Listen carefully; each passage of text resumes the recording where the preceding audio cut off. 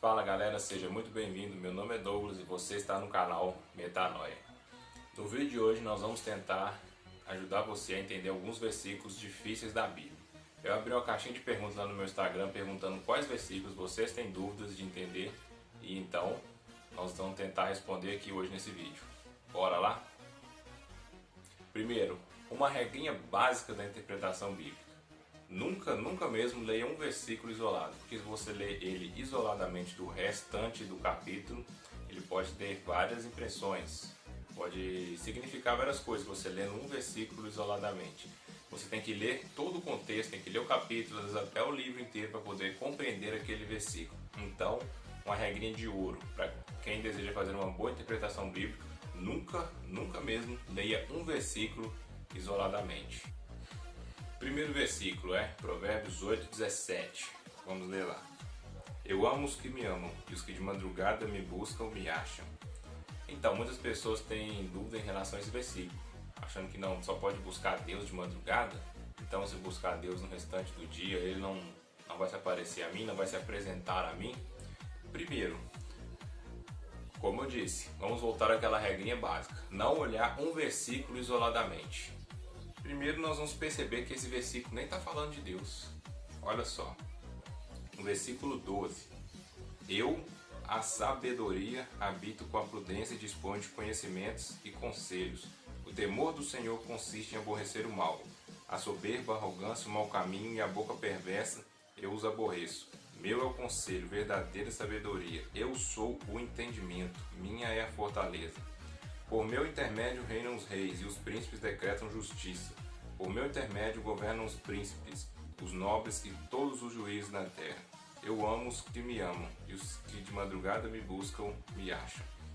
Primeiro, esse versículo nem está falando de Deus.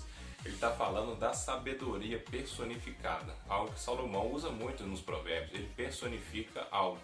É como se a sabedoria estivesse falando para mim e para você. Ele está dizendo: eu amo você e eu amo aqueles que me buscam, eu amo quem busca sabedoria. Na verdade, esse versículo nem fala de Deus, fala da sabedoria. E mais, quando a Bíblia fala os que de madrugada me buscam, me acham, dá uma ideia de ir logo cedo, ou seja, não deixar passar muito a vida para depois, no final, depois de ter feito tanta burrada, você perceber que você deveria ter procurado a sabedoria antes. Então ela está dizendo, aqueles que cedo, logo cedo no início da vida me buscam, me acham e vão se livrar de muitos problemas futuramente. Só que esse versículo gera tanto, mas tanto debate assim, que as Bíblias atuais até retiraram a palavra de madrugada.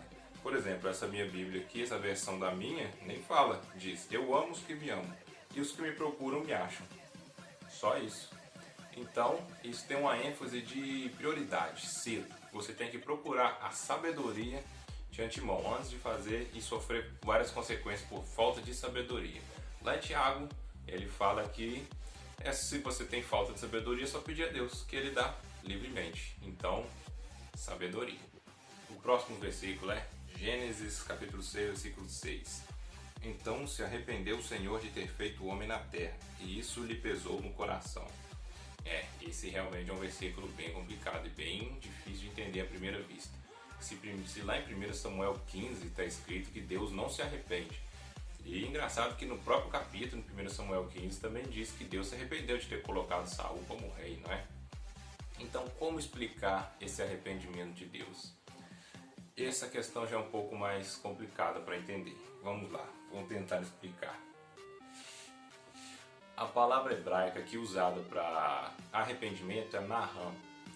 O hebraico é como se fosse um outro idioma qualquer, como por exemplo o português.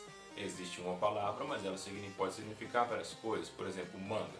Ela pode significar manga de camisa ou a manga fruta. Pena. Pena pode significar pena de ave, pode significar pena de dó, pode significar pena de punição.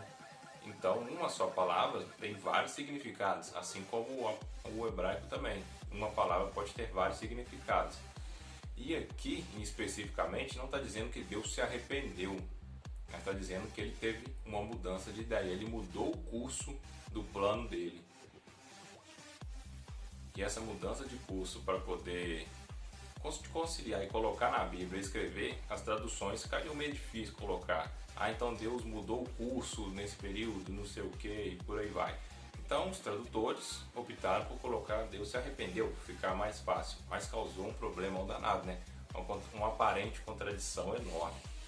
Outra coisa que é muito importante nós notarmos aqui, por isso que eu falei que essa é uma questão um pouco mais difícil, quando nós estudamos hermenêutica, que é um estudo da interpretação bíblica, nós aprendemos que existem duas palavrinhas chamadas antropomorfismo e antropopatismo. O que são essas palavras? Antropomorfismo significa todas as vezes que aparece na Bíblia formas humanas relacionadas a Deus, como por exemplo os olhos de Deus, as mãos de Deus, as narinas de Deus, as asas de Deus, tudo humano em relação a Deus. Deus não tem corpo, a Bíblia fala que ele não habita em corpo nenhum. Então, os autores bíblicos usaram ferramentas para poder designar e mostrar como é Deus. Eles usaram ferramentas humanas, já que ninguém sabe como é Deus, para mostrar como é Deus. E antropopatismo é usar sentimentos humanos para se relacionar a Deus, como por exemplo, tristeza, ira, rancor, felicidade, alegria, sentimentos humanos relacionados a Deus. Isso foi um dos fatores que colocou que os autores bíblicos, os tradutores, colocaram como se arrependeu. Na verdade, teve uma mudança de ideia, teve uma tristeza profunda de ter criado o ser humano e teve uma mudança de ideia no seu trajeto. E cá para nós, se Deus tivesse mesmo se arrependido de fato de ter feito o ser humano, será que a gente estaria vivo hoje? O próximo versículo é Mateus capítulo 19, versículos 23 e 24. Então disse Jesus a seus discípulos: Em verdade vos digo que um rico dificilmente entrará no reino dos céus. E ainda vos digo que é mais fácil passar um camelo pelo fundo de uma agulha do que entrar um rico no reino de Deus. Ora, então quer dizer que os ricos estão excluídos do reino de Deus? Só os pobres vão entrar? Mas então por que Deus enriqueceu várias pessoas na Bíblia? Abraão era extremamente rico, todos os descendentes de Abraão, Isaac, Jacó, José, Moisés foi muito rico quando ele estava no Egito. Deus enriqueceu Davi, enriqueceu Salomão, enriqueceu várias pessoas na Bíblia. No Antigo Testamento, então, extraordinariamente, Jesus foi enterrado por um rico, José de Arimateia. Saulo, ou Paulo, melhor dizendo, também foi muito ajudado por pessoas ricas no ministério dele missionário. Então, como assim? Só os pobres entrarão no reino de Deus. Os ricos, Deus abençoou os ricos, Deus abençoou as pessoas, deu a elas posse. Mas então deu para poder condená-las? Não faz sentido. É aquilo que eu disse no primeiro ponto. Vamos voltar àquela nossa regrinha de ouro, estão lembrados? Nunca usar um versículo ou citar um versículo isolado do seu contexto. Vamos continuar lendo. Versículo 25. Ouvindo isso, os discípulos ficaram grandemente maravilhados e disseram: Sendo assim, quem pode ser salvo? Jesus, fitando neles o olhar, disse-lhes: Isto é impossível aos homens, mas para Deus tudo é possível. Ora, então não era só os ricos que era impossível. Os discípulos perguntaram para Jesus: Então, como isso? Quem pode ser salvo? Jesus disse: Isso é impossível para os homens. Ou seja, para a humanidade em geral é impossível ser salva. Não é só para os ricos, qualquer ser humano é impossível ser salvo. Mas ele diz: o que é impossível para o homem é possível para Deus. Nós só somos salvos pela graça de Deus, mediante o seu Filho Jesus Cristo morto no Calvário.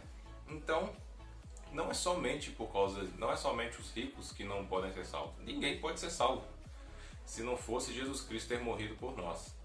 Então não quer dizer que Deus tem alguma coisa contra os ricos e só abençoa os pobres, como muitas pessoas gostam de dizer por aí. Mas Deus, ele ama a todos que amam a Ele.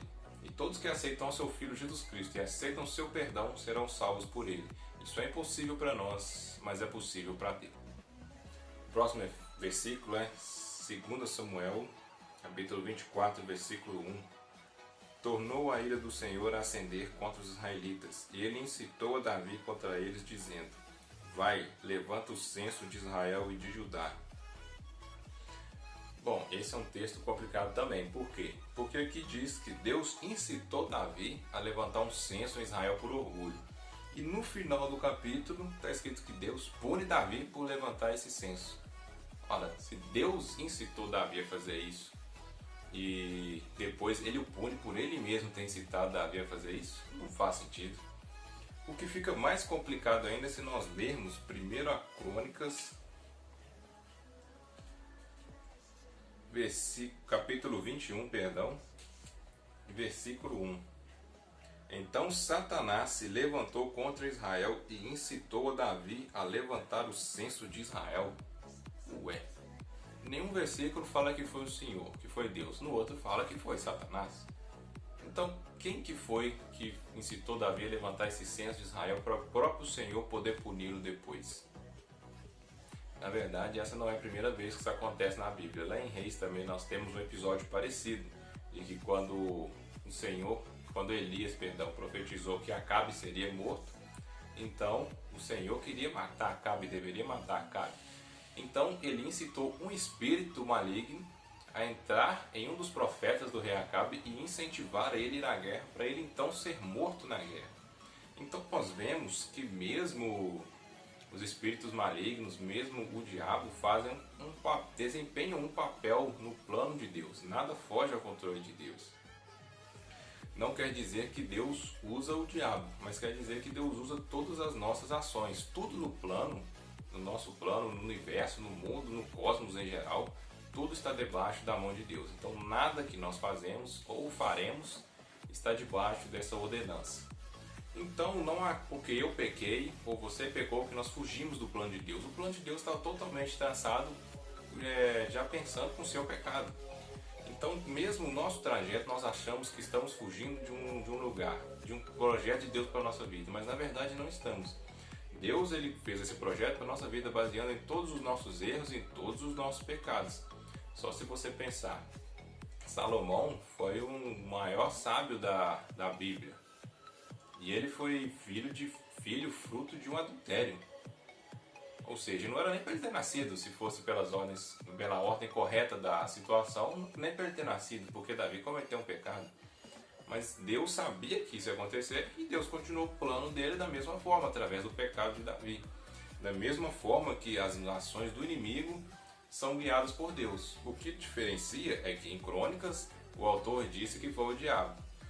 Em Samuel ele disse que foi Deus. Por quê? Porque nós usamos a linguagem de permitir, não é? Deus permite certas coisas. Deus permite que você pegue uma doença. Deus permite que você caia. Deus permite que pessoas morram. Ora, se Deus permite, é a mesma coisa dele querer, não é? Porque se nós pensarmos, Deus tem o poder de impedir que algo aconteça, mas ele não impede, é simplesmente porque ele quer. Porque se tudo está debaixo do controle das mãos deles, ele tem o poder sobre todo o cosmos, sobre todo o universo, ele não impedir que algo aconteça significa que ele quis que acontecesse.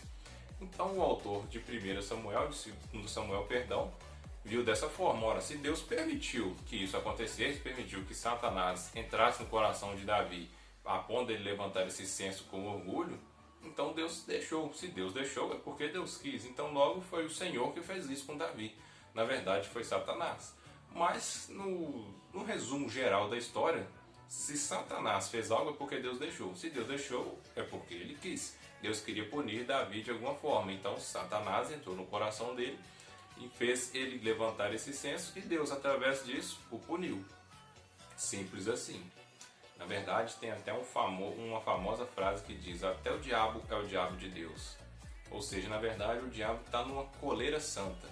Ele não faz tudo que dá na cabeça dele, ele não pode fazer tudo o que ele quer. Ele faz até onde Deus permite que ele faça. Então ele fez isso, Deus usou dele ter feito isso, tentar no coração de Davi para poder puni-lo. Simples assim. Então todas as nossas ações, todos os nossos pecados, todos os nossos erros estão debaixo da mão de Deus.